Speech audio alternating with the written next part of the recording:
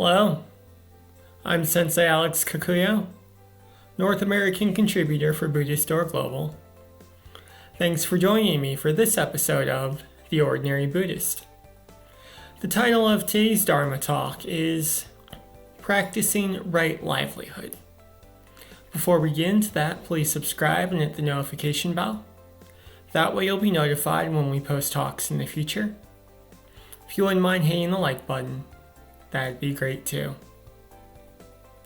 One common misconception about Buddhist training is that it's all or nothing, meaning you either have to abandon worldly life, give away all of your possessions, and become either a monk or a nun in a monastery, or else you have no chance of realizing enlightenment.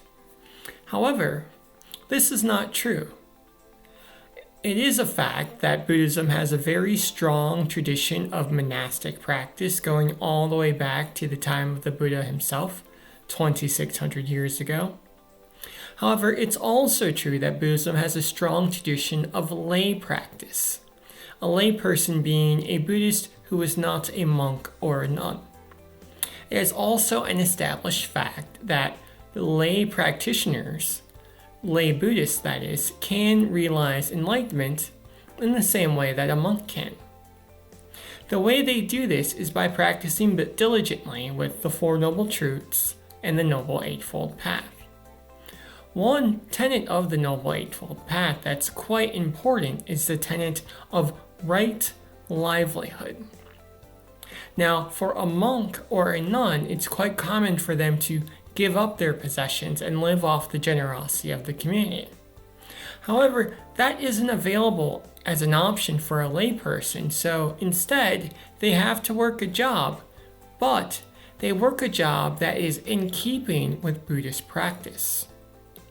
Now, a lot goes into that, but simply put, right livelihood simply means we earn a living that does not cause harm to ourselves or others.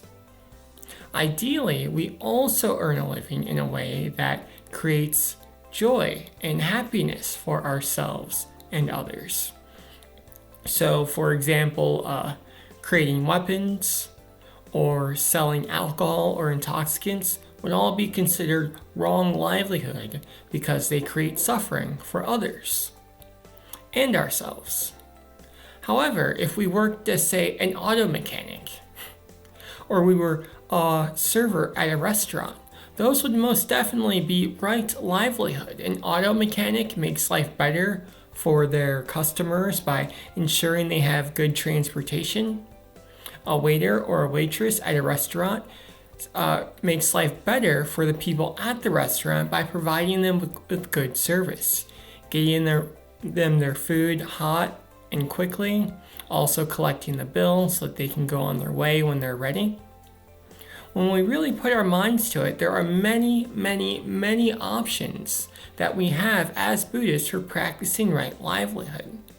And what's really wonderful about this tenet is we're able to take something that's very ordinary, very plain Jane, punching a clock to earn a living, and we turn it into a Buddhist practice.